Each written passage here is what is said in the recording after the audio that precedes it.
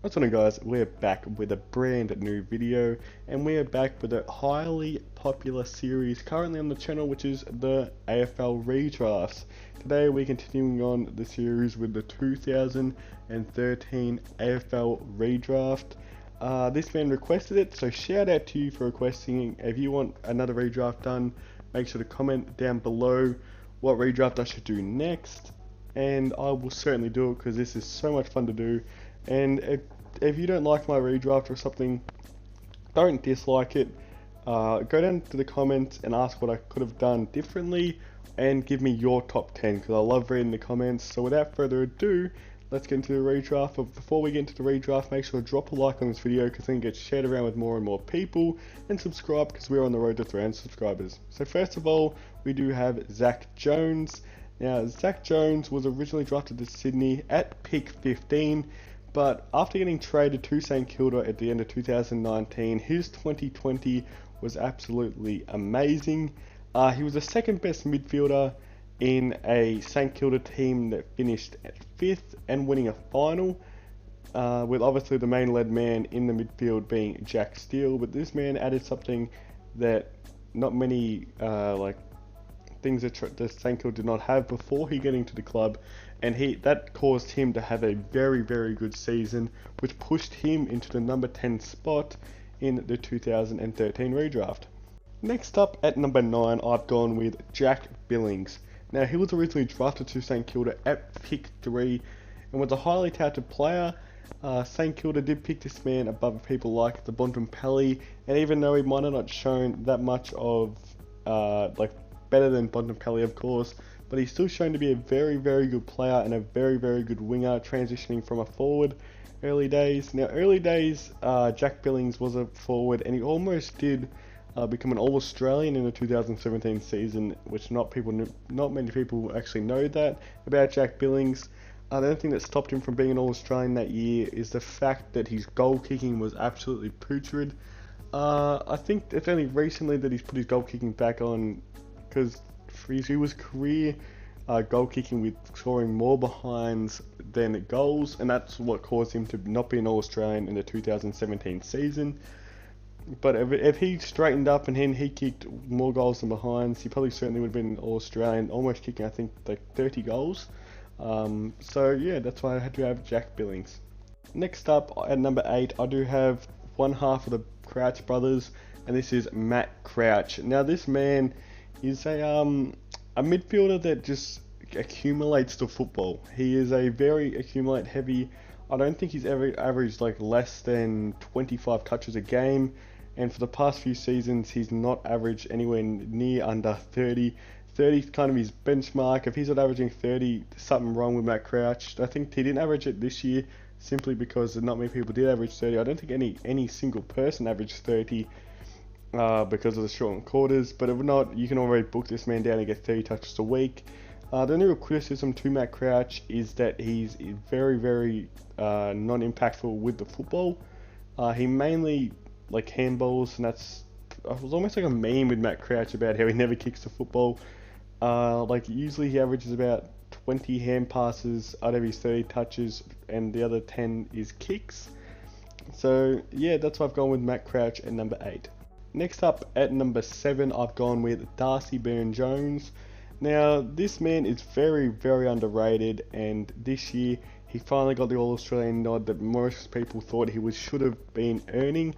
Of course, he's from Adelaide, so he's not a Victorian man, so that's why not many people know about this man until this year when he was named in the All-Australian squad. And even then, people were questioning how this man actually got a nod in the All-Australian squad over some other big names. But it's not always the name you need to worry about, it's how the play impacts, and he's a great interceptor, a great rebounder, great kick to football, pretty much everything you want out of a half back. And he got drafted at pick 52, which is an absolute steal for the power, and I've got him at number 7. At number 6, I've gone with James Sicily. Now, this man was originally drafted with pick 56 in the 2013 draft, and originally drafted as a key position player, as at the key forward position.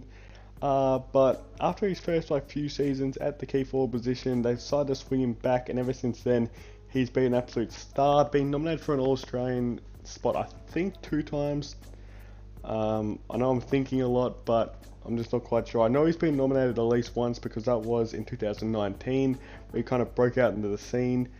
And yeah, so this man is an absolute star, absolute great kick. He's, I think, at 190 plus centimeters, and is a key position player which can kick the footy like no one else. One of the best kicks in the AFL, but still has the lightning quickness of probably a midfielder. I don't see why this man does not play midfield, because he definitely has the tools to do it. At number 5, I've gone with someone that probably should have a Coleman to his name already, but doesn't, and probably should in the future, which is Ben Brown. I recently picked 47 of North Melbourne, and is now at the Demons after requesting a trade there at the end of last season. But he was just one of the best goal kickers in the comp. Everyone knows his classic little run up, but he can kick goals at will. He might not be the best kind of like ground ball player, like that's everyone knows that's his weakness, is his ability not to really be that great of a ground ball player, and when he hits the ground, the forward line, he's pretty much useless because he doesn't tackle at all. So he's just a mark and kick forward, but sometimes that's what we need in a player. But his endurance is very, very good for a key forward. Runs all day, usually is up there in the when you look at the Telstra tracker at the end of the game. And yeah, that's why I have him at number 6. At number 4, I've gone with Zach Merritt. Now this man is one of the best midfielders in the comp. He's very, very underrated, I have to say, but he has a great left foot, a clean midfielder. The only probably weakness that I have seen from Zach Merritt currently since he's been in the AFL is his ability to hit the scoreboard. But I think that's kind of like almost a problem of their game style, because if you notice that not many SM midfielders actually hit the scoreboard, they usually lower the eyes and kick it to a key forward or a forward in general, and sometimes that's probably why SM have not been that successful in the last few years. But it doesn't matter, because he was an absolute steal originally at pick 26. And you can see why this man should be number 4, and I think anyone would want a Zach Merritt in their team. Next up at number 3 is Josh Kelly. Now the only thing really holding back Josh Kelly from being an absolute star of the competition, even though he already is his fitness levels, or not really fitness levels, but his ability to stay healthy. He's been a very, very injury prone player, but when he plays you can see that this man is easily one of the best midfielders in the comp. And he's an elite winger. He can run all day, great kicking skills. Recently he's been trying to go more and more into the guts, but everyone knows how stacked the GWS midfield is, so it's hard to get time in there. But who knows, I think he has one more year on his deal, so he could end up requesting out, and I would not be surprised after all the leaving players at GWS over the last couple of years, well documented ones like Jeremy Cameron, Zach Williams, players like that. And this man could join that club, or he could stay a one club player, because I think he always has one, like it's like his last contract year. But this man's an absolute star of the competition, and that's why I have him at number 3. At number 2, I've gone with Patrick Cripps. He was originally drafted to Carlton at pick 13. You're probably wondering how one of the best midfielders in the comp fall all the way to pick 13 in the draft. How did the scouts let this happen? But it was simply because of his fitness levels coming into the AFL. Like he was getting lapped in 2Ks in the AFL NAB draft, which is not something you want to see over a star player. But everything worked out with him. He's now one of the best midfielders in the comp. He's actually the tallest midfielder in the comp, sitting at 195. Which is a key position player's height, which is why you can see he's a contested ball beast. The only reason I didn't put him at number 2 is because the bloke that's above him is just a better all-around player, or almost not probably a better all-around player, but he's got the skill sets of a better player. Like Patrick Cripps, his weaknesses is his goal kicking ability. You might see that he does hit the scoreboard quite a lot, but he doesn't have a great set shot. He needs to work on it. That's been a criticism all over his whole career, is his ability to kick the football. He's not that great of a kick, and I do know that he is 195. He probably shouldn't be able to kick the ball even as well as he does, but if he wants to go to that next level in the Brownlow medal states, he's going to have to go up in his kicking efficiency and his ability to kick goals. And at number 1 is an absolute star of the competition, Marcus Bontempelli. He was originally pick 4 in this draft, and you can see why. This man's an absolute superstar. It was hard to figure out who I wanted to put over Cripps and the Bont, but I chose the Bont because he does have, he's a full-on captain. I know Cripps is a co-captain, but he's a captain. He shows real good leadership qualities. He's one of the best kicks of the comp, and sitting at 193, he's a great like goal scoring option.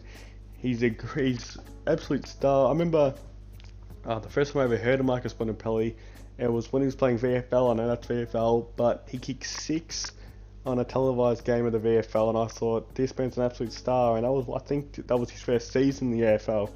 So that shows how good this man is at kicking goals. And if he wanted to, he could literally be a full-time key forward. And you're probably saying like Bontempelli doesn't have like the Brownlow medal finishes or like a Paddy Cripps, but this man has an absolute star midfield around him, and he's still starring as the best midfielder in that midfield.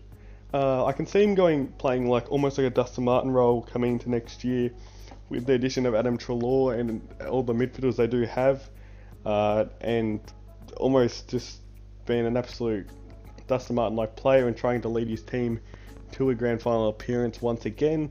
And he also did win the BNF out of a team that won the grand final in 2016. He was the 2016 BNF, and that holds way more weight than winning it at a club like Carlton that's finished like bottom 2 the past few years. So yeah, that's what I've chosen at Bontempelli at number 1. So thanks for watching, guys. Make sure to drop a like on this video. Drop down below what your top 10 is in the draft, and I'll be sure to comment down below on yours and give you my opinion.